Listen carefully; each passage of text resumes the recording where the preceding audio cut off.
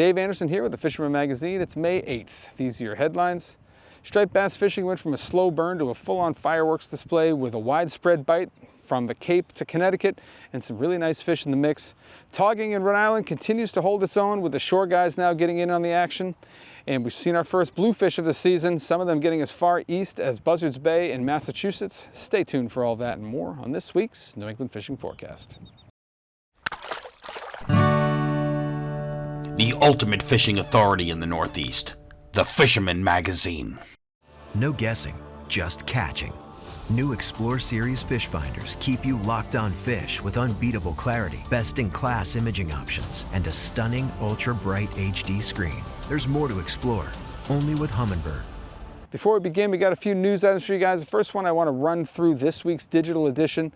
You can find it at thefisherman.com.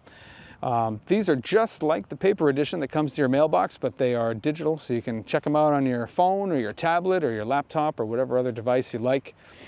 This one has 3 columns in it. So we've got a surf column that's called Stripers on the Rocks. This one covers surf casting from all different types of rocks, whether it's jetties, boulder fields, ledges, all that stuff's covered. All the things you need to know about how to approach it and all the lures that you want to throw as well. Really good read by a veteran surf caster, Tony Durso. The next one is an offshore one by Captain Jim Frieda, and this is bluefin prep. So this is all about getting ready for the bluefin season, which is fast approaching. So if you're an offshore guy, you don't want to miss this one. You're going to get that whole checklist, and you're going to check all that stuff off before you get that weather window to get offshore. Last one is dealing with the weeds, and this one is all about a situation that so many of us run into, and that's just dealing with weedy water. So this gives you all different techniques for dealing with it, whether it's making a strategic move, whether it's fishing a certain tide, or using certain techniques that don't pick up so much gunk. In addition to those columns, you're also going to get an editor's log by me. This one happens to cover the Goose Hummock Shop's Kids Fishing Day, which is a really great time, and I think that's a good read. And you're also going to get a full slate of fishing reports that cover Connecticut to Maine. So go over on to the fisherman.com and check that out, and I think you're going to enjoy it. Next thing, I just wanted to highlight that Rhode Island DEM has partnered up with West Marine, and they are collecting expired marine flares. So if you go to the Narragansett West Marine location on Saturday, May 10th from 9 to 3 p.m. You can turn those things in. They'll take them for free. They will dispose of them, and you can kind of get that worry off your plate. And they're going to do it again next weekend. This one's going to be at the Warwick location, the West Marine in Warwick. And same deal, 9 to 3 p.m. They'll take those expired flares and they'll get rid of them for you. Next thing I wanted to remind you guys about is Surfland's Surf Casting Demo Day, which is going to be next Saturday. So that's May 17th. And this is going to be up on Plum Island at the shop. They're going to have a bunch of industry reps there. They're going to have a whole bunch of gear you can try. They're going to be giving away some great swag. They're going to have great deals. They're going to have a whole bunch of fishing personalities will be there. You can talk, swap stories. I will be there selling subscriptions and giving away the probably your last opportunity of the year to get those free fishing pliers, which really is it's quite the giveaway. So I hope to see you guys there.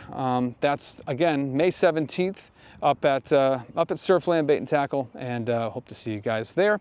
And the last thing, of course, is the giveaway, which is ongoing. We're starting to see more and more photos coming in now, which is no surprise. We're kind of in the height of the beginning of the striper season, tog season, even starting to think about fluke fishing and other things. So by now you guys probably know the drill, but basically you just have to take a picture of you holding your fish and then just give me all the pertinent details, like where it was caught, what it was caught on, who caught it, how big it was, all those things. Send them in to me at danderson@thefisherman.com or text them to the number on the screen. We'll get you in the report video here, we'll get you in the magazine, and you might even win something cool. So get those photos in and we'll see who wins. Moving over into the fishing reports now, starting up in Maine. We've seen the first striped bass showing up in Maine. This one was a really small fish caught on May 1st, and it's just sort of a harbinger of things to come. We're going to see more and more striped bass moving north of Boston, and you know, that kicks everything off. Dropping down over the border now into Massachusetts, let's check in with Kevin Huang from Surfland Bait and Tackle. What's up, guys? Kevin from Surfland Bait and Tackle, checking in with the weekly report. Fish are everywhere now. Herring, tons of herring up in the Merrimack. Upriver, some guys caught some holdover fish that are getting all riled up because of all the herring. You have seals all the way upriver. Shad guys, they're still catching shad. They were full on and then kind of slow down a little bit right around the storm, but it should pick back up after the storm passes. Striped bass, some are around now off of the island.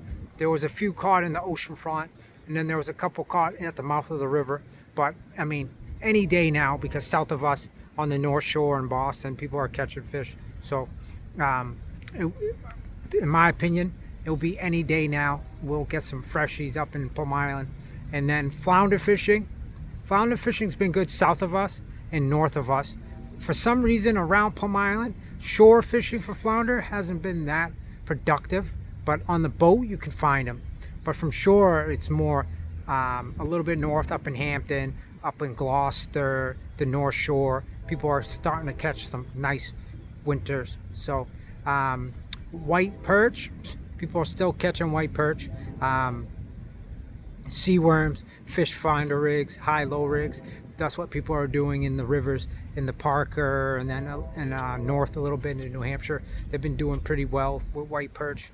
But fishing is full on. Look at all the dandelions. Tons of dandelions. That means fish are everywhere.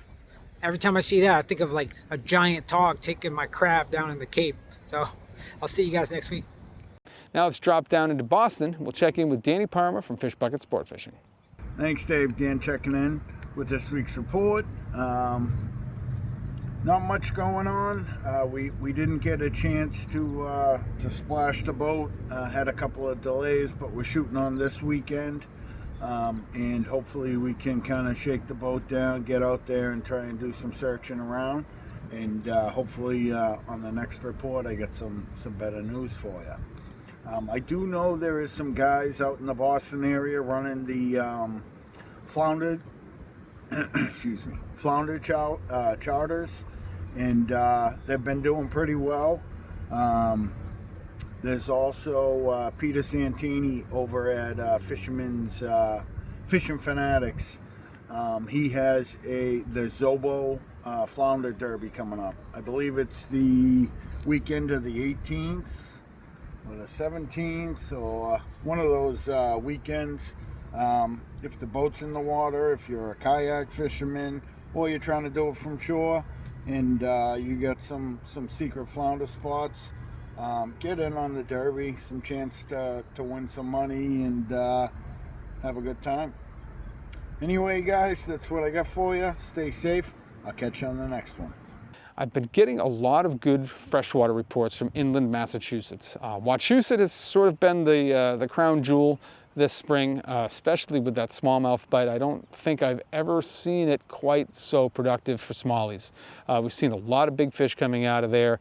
We're also seeing some nice lake trout coming out of there. But even, off the shores of Wachusett, we are seeing a lot of great fish coming out of that region. We've seen a lot of nice largemouth in the 4 to 6 pound range. We've seen a lot of nice stockie trout. It just seems like everything is just right where it needs to be right now. The bite is really good in Central Mass. If we head west now, we can check in with Roy Leyva and see how the bite is out there. Hey Dave, Roy Leyva here with your Western Mass report. All I got to say this week is we've gotten a ton of rain.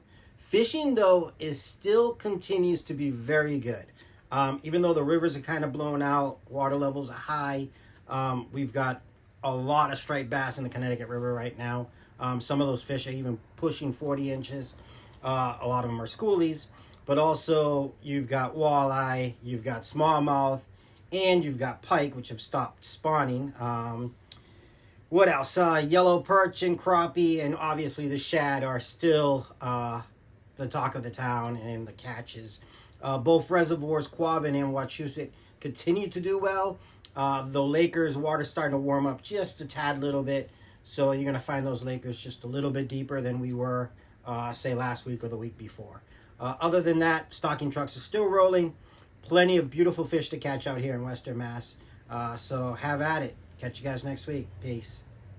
Now I'll make the big leap down to the South Shore. And the two big things that are going on in that region right now are the winter flounder bite is starting to fire up in Quincy Bay and Boston Harbor. And then we've got a just sort of a surging striped bass bite that's taking place along that same stretch from Boston down to the canal. Last week it was mostly schoolies, and it was mostly centered around the North River. Now it's spread out. Now we're seeing bigger fish. We're starting to see more slot size fish, or right around slot size. So figure like 26 to 32 inches. That seems to be the wheelhouse. And a lot of these fish are being caught during the day on paddle tails and little top waters. And it's just sort of the beginning of everything that's going to start popping off now. It's a great time of year to be alive, man. This is when it's happening. The inland fishing in that area, we're seeing nice largemouth bass fishing throughout, sort of the land of 1,000 lakes area there in Plymouth, and the trout fishing has been very good as well. Across the canal out onto the Cape, pretty much the same thing. Good bass fishing, good trout fishing, some nice smallmouth being caught out there as well. On the saltwater end of things, we are starting to see that push of striped bass that goes along the bay side beaches. This happens every year. It happens early every year. Haven't heard of anything of great size, but fish up to about 17 or 18 pounds so far, which is a solid fish for early May, especially on the bay side. That's a good track. I don't know if those fish are coming out of Scorton Creek or something like that, or if they did sneak through the canal and are now running those beaches. But whatever it is, there's some good fish to be had out there. On the other side, there's been some smaller fish. Again, sort of that same bracket. Right around keeper size or right around slot size, going from Nantucket Sound and then sort of making the turn at Chatham. Seen some fish going up into Pleasant Bay and places like that. Water temps out there are still pretty low, but as they warm up, we're going to start to see more and more stripers along that stretch. Heading back down toward the canal, we did hear about some striped bass heading into the canal, and while we're talking about that place, let's check in with East End Eddie. Hey Dave, got a west dropping tide behind me here on a wet, rainy morning here in the canal. No fish yet, but they're getting closer. Bill and the Grill Produce caught 5 stripers at Taylor Point, which is right around the corner from the canal. Bill landed 3 slots, a shot, and a nice 34-inch striped bass. So he was using a blurple schwatter. So congratulations to Bill and the Grill. The water temperature is 53 degrees yesterday in Buzzards Bay. Not quite where we want it, but it's getting there. And so Harold Skelton, the great Air Force veteran who helped so many veterans in crisis, is hosting another sea bass tournament. The Fishing for the Mission 22 third annual sea bass, black sea bass tournament is May 30th to June 1st. And it's a great time. They'll eventually have the award ceremony at Buzzards Bay Park, not far from the railroad bridge here in the canal. And there's all kinds of prizes, including a grand prize of $3,000.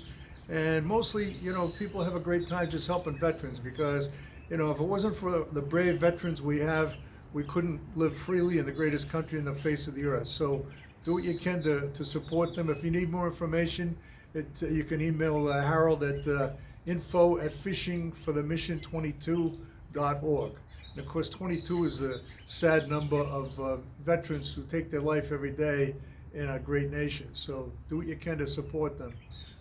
So my tip of the week is when you take your leader out of the little bag that you probably keep it in for the first time of the day, it's going to be curled up. And I make my leaders out of fluorocarbon, but whether it's fluorocarbon or mono, they both have a memory better than mine. And so that means that the curls stay in there when you take it out of the package. So just put an end in each hand and pull it tight and just hold it there for like 30 seconds, and I'll help take some of the curly cues out of your leader. So until next week, catch a big one. Just 8 days into the month of May, and we already have 4 entries. New England subscriber Scott Waterman of Connecticut, who placed 3rd last year, is back with his 2.78 Porgy, weighed in at AW Marina. LI subscriber Tom Kelly weighed in this 2.70 Porgy at We Go Bait and Tackle. Again, Long Island subscriber Brian Zambreski weighed in this Sea Robin at 2.18 pounds at Cow Harbor Bait and Tackle in East Northport. And finally, another Long Island subscriber, Michael Girardi's porgy is on the board at 2.6 pounds, weighed in at Saltwater's Bait and Tackle in West Islip. Are you the best angler in the Northeast? Well, now is your chance to prove it. The Fisherman's Dream Boat Contest is back. Win this Steigercraft center console powered by Yamaha along with these other great prizes. Fish hard and weigh in as many of these species to be top on the leaderboard. What's the catch? You must be a subscriber to the Fisherman magazine. All it takes is one fish on the board to win a great prize, so however you fish, you have a shot. For all the details and official rules, visit thefisherman.com. And out in Buzzards Bay, sort of jamming up into the west end of the canal, we're starting to hear about more and more striped bass. Now, these are the same size that we're going to be talking about a lot in this report, right around that slot size, 26 to 32 inches. That seems to be sort of the crosshairs of what we're seeing. These are those 2016 and 2017 year class fish, which were the last, really strong ones. So we're seeing lots of those fish around. Guys are getting them on top waters and getting them on paddle tails and stuff like that. Have heard of at least one fish that eclipsed the 20-pound mark, so that's sort of the next wave that's moving in. And bass fishing has been pretty good. I have not heard of too many guys togging though, and I don't know if this is because everyone's got striped bass fever or what's going on. But I know there's tog to be had, just not a lot of guys fishing for them, at least not that are keeping in touch with me. And then along the Buzzards Bay shoreline, those estuaries all have stripers in them, whether you're fishing Buttermilk Bay or the Westport River or anywhere in between. There's stripers in there, and that's what I have for you guys in Massachusetts this week. For more than 20 years, anglers everywhere have come to know one thing, that nothing says no to fish bites.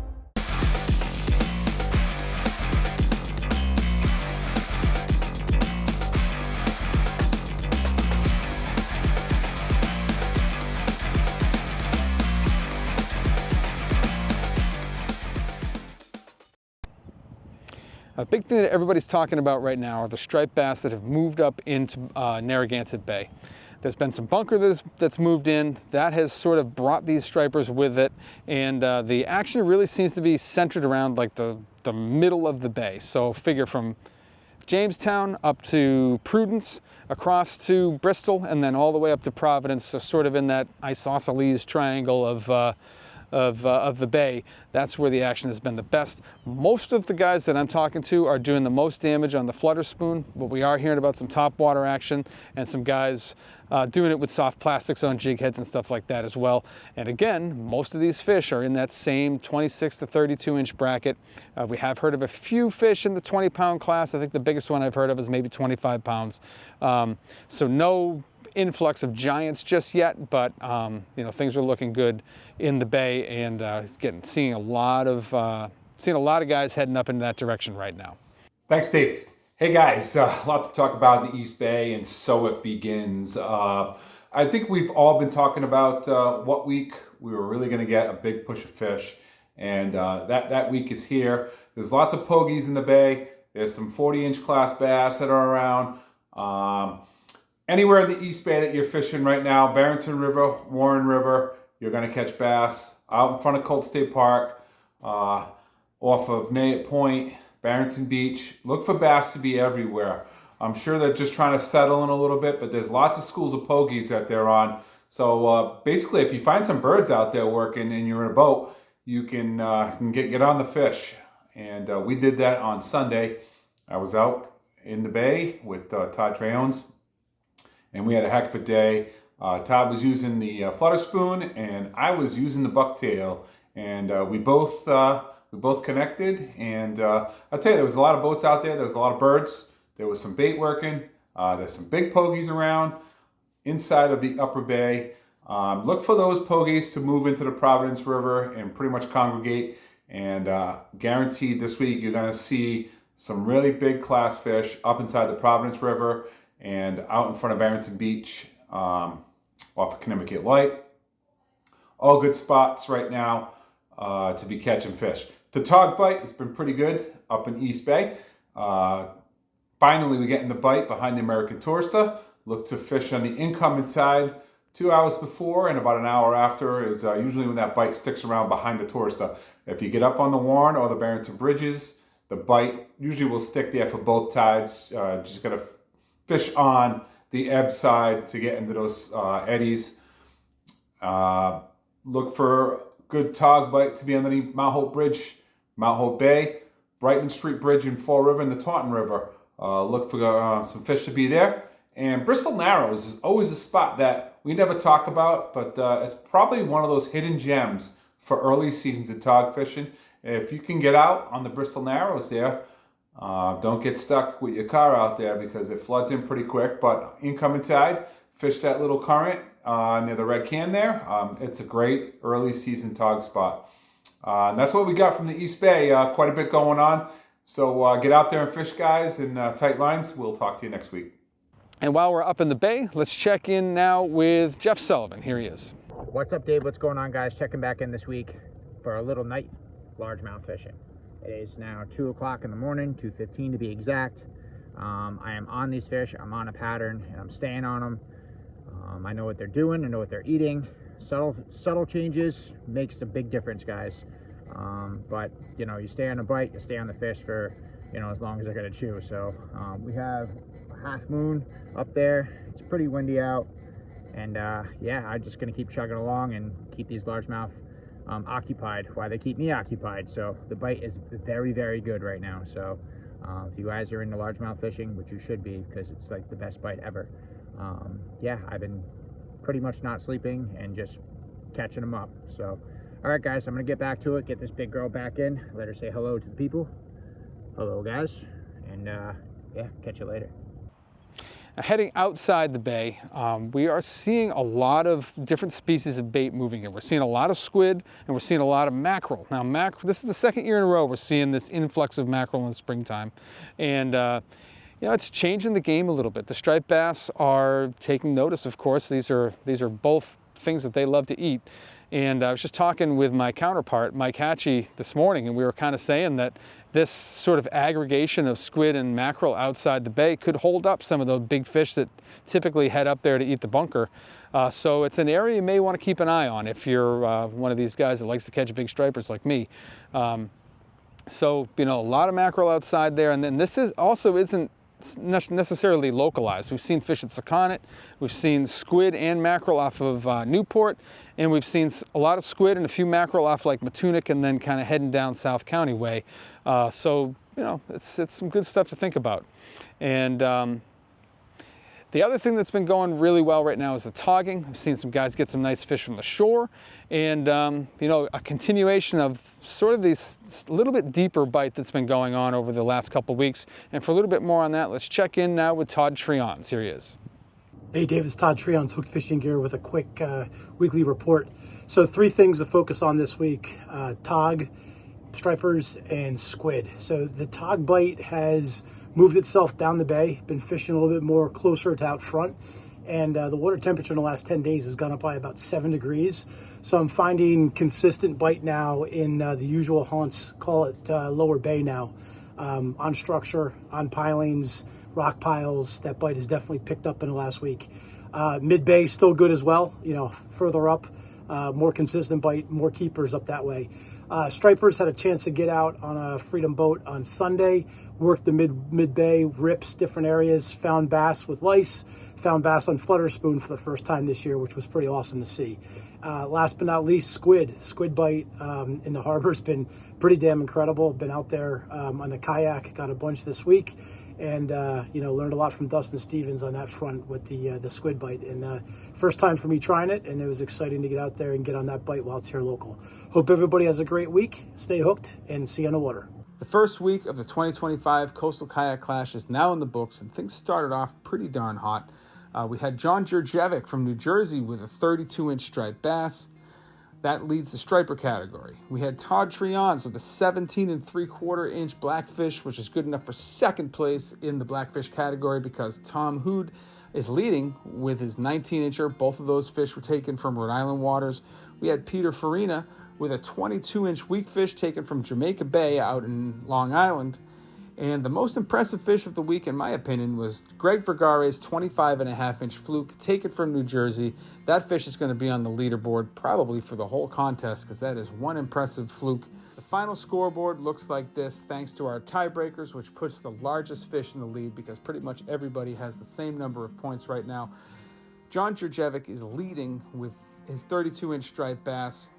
Then we've got Greg Vergara in second place with his 25.5-inch fluke. And then we have Peter Farina in third place with his 22-inch weakfish.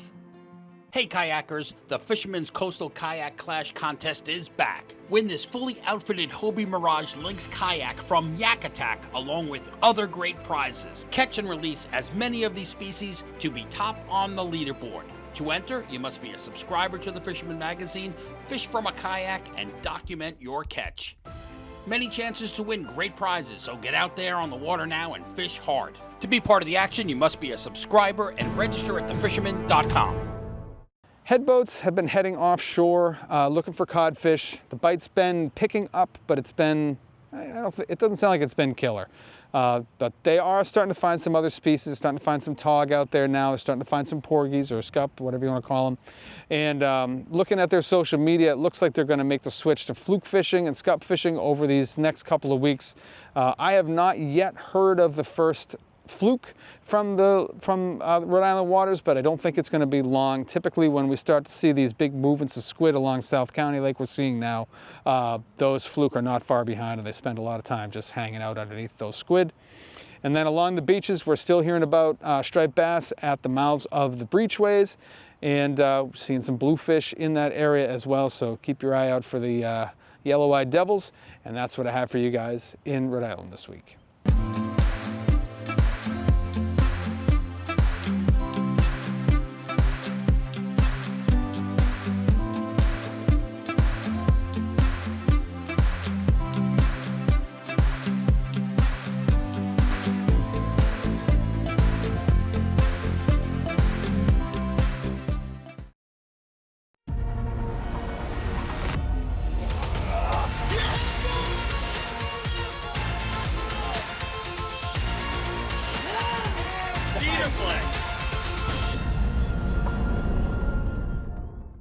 Crossing over into Rhode Island, the striped bass bite is now widespread throughout all of Long Island Sound. The bigger fish are still out west, but now we're starting to see, good movements of those same size, slot-ish fish in eastern Long Island Sound. And then up inside the Connecticut River seems to be a really strong fishery up in that area. And while we're talking about it, let's check in with Captain Mike Roy from Reelcast Charters. Hey everybody, for this week's fishing report, the striped bass fishing has been improving every day. There's a lot of schooley-sized stripers as well as some 30-inch class fish mixed in. They're hitting soft plastics really well, like 5 to 7-inch sluggos and finesse fish, which is pretty usual for the spring. Also saw a couple striped bass spit up adult bunker, really good sign. And speaking of bait fish, we're seeing the best river herring run we've seen in about 10 years, which is really good because when you get herring in the river, you're gonna get striped bass. Reason why the herring are doing well this year is actually because of the sea herring. So when these draggers go out, they target sea herring, but the sea herring quota was reduced. So they're not going after the sea herring right now, because when they do target the sea herring, they can't differentiate between the sea herring and river herring. So they kill a lot of our river herring are killed by those midwater trawlers, they're called. So this year, river herring population looks really good. It should be a real good spring run of striped bass.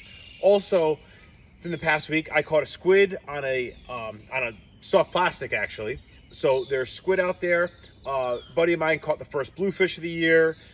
We caught a weak fish already. So a lot going on right now, and the porgy fishing is as good as it's going to get right now. So a lot of options. Good luck. Now let's head up the river and check in with Rowan Lytle. Hey everybody, from this foggy morning. Now, the biggest update this week is that the Connecticut River has flooded out again, and do not remorse. That may mean poor fishing in the short term, but we needed this rain in Connecticut pretty badly. A lot of the trout streams that feed into the Connecticut have been on the low side, and that definitely put us at kind of deficit for holding over trout into the summer. This rain should help that. That said, National Weather Service has issued flood warnings, and it should remain pretty high and dirty right through this week, probably into the weekend. It'll start to settle out after that point. We do have more rain on the way as I record this, so it probably will continue to rise, and it'll stay on the high side. Great thing for my flooded forest carp and bowfin. Of course, I'm not going to be around to do it, but that'll be happening. And some areas around tributary mouths may have very good channel catfish fishing, but be careful if you're going to be out and attempting to boat on the main stem. There's probably a lot of debris and will continue to be as the river remains high. And a lot of the main stem fishing is going to be on the poorer side right now, but that's okay. We needed the rain badly. It's a good thing that we're getting it. Now we'll cross over to Westbrook and check in with Matt Stone from Black Hall Outfitters. What's up, everyone? Matt here from Black Hall Outfitters in Westbrook with this week's fishing report. We're well into kind of the weeks of May here where it gets warm and where things wake up. Definitely hearing reports of fish moving a lot. They're starting to pop up in places that we'd expect them to see kind of pre-migration. So when we're talking about those kind of fish, we're talking about some of those early migrators. You've probably seen photos of lice fish coming in. So those are probably some earlier fish. They do tend to come in waves. Our major wave of migratory fish here for the Central Sound, I wouldn't expect anything for the next like 2 to 3 weeks, maybe end of May, early June would be nice. But there's certainly plenty enough fish around to keep you active, to give you a reason to get out on the water. Throwing in a lot of soft plastics right now, 5-inch, 7-inch, you can go a little bigger if you want. Definitely time to throw some top water. I got a few blow-ups on a Rebel jumping minnow yesterday. So there's a lot of options out there. The water is warming up. We're doing a little bit of flood action in the Connecticut River at the moment for some recent rain, but that will probably go back down to normal in a couple days or so. Freshwater, it's really fun. I got out yesterday from shore on a couple lakes near my house. There's a lot going on. There's bluegills up shallow. I was just throwing a Senko to kill some time, but got a couple there. Definitely, we're still pre-veggies in a lot of the places, so you can definitely kind of beat the banks with a popper or a spinnerbait on a windy day. Throw some jigs around some wood, things like that. A lot to do, and it's only going to get better. So enjoy it, have fun. So with blackfish season now closed in Connecticut, pretty much everyone who's saltwater fishing is concentrating on striped bass, and the bite has been very good. We're seeing really good fishing from the Connecticut River all the way out to the New York border and then all the way up to the Throgs Neck Bridge. I've seen some much larger fish in the western half of that area. Some of these fish now are getting up into the mid 30-pound class.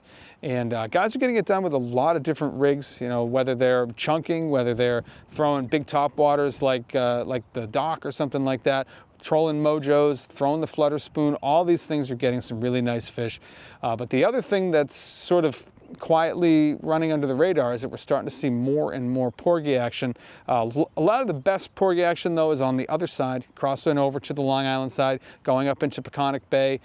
You might find some fish up in there. We're also starting to hear about some weak fish from the New York side, so hopefully within the next few days or weeks we'll start to hear about more weak fish crossing over onto our side of things. And now let's check in with Max Finch from Fisherman's World to get the lowdown on the rest of what's going on in the western Long Island Sound. Hey everyone, Max here from Fisherman's World with a fishing report. This past week we seen some fish to like 35 pounds on our local reefs. In the deeper water, definitely this time of year. There's fish up and close, mostly schoolies to some slot. A lot of the bait is out on our deep reefs. We got mackerel, we got herring, and we got bunker. And the bass are keying in all on it. We just got out here trolling about, a half hour ago. We almost got a half a dozen fish already. Mojo seemed to be doing all the damage. Places like 11B, 28C, and the OB buoy is definitely holding the fish right now. So now's the time to get out. It should just keep getting better. To our west is really good, and there's a lot more bunker to our west. So we can't wait for those bunker schools and fish to flood this way.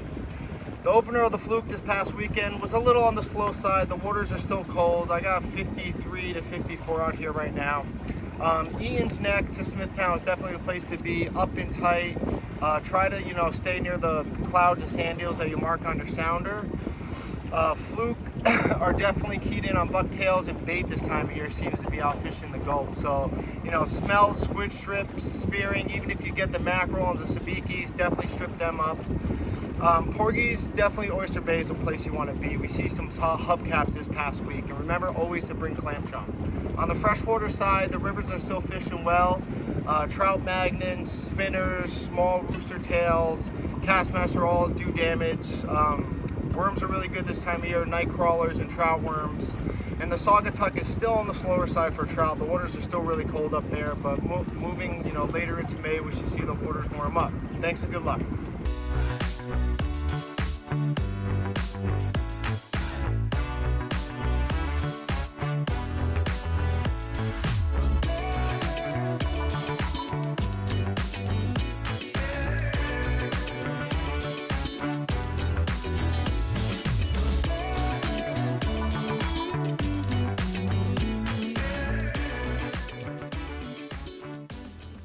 And that's what I have for you guys in the reports this week. Hopefully it's going to inspire you guys to get out there and do some fishing. The striped bass fishing is, I mean, it's really good. I had some good days myself this week, and you know, it just feels good to have things returning to what I'd like to consider to be normal. So get out there, catch some stripers, catch some tog, catch whatever you want, take some photos, send them in to me, and hopefully you're going to win that prize package that we're going to give away at the end of May. If you're not a subscriber to The Fisherman, I highly recommend you head over to our website. That's thefisherman.com. You'll get a full taste of what we offer there. We cover all the fishing from Delaware to Maine. We cover all angling disciplines, whether you're a freshwater guy, offshore guy, surf guy, kayak, paddleboard, all of it. It's all covered. It's $31.95 for the year. You're going to get 12 paper magazines sent to your house. You get 26 digital editions sent to your email. You're also going to get digital access to all the back issues and our other 2 editions. So if you sign up for the New England edition, you're going to get digital access to the New Jersey edition and the Long Island Metro edition. I mean, how can you go wrong? $32 for 3 magazines. But if you head over to the website and you're still not interested, at the very least, give us a like and subscribe here on YouTube and hit that little bell thing right about there. And so you get a notification every time we post something new. I appreciate you guys for watching, and we'll see you next week.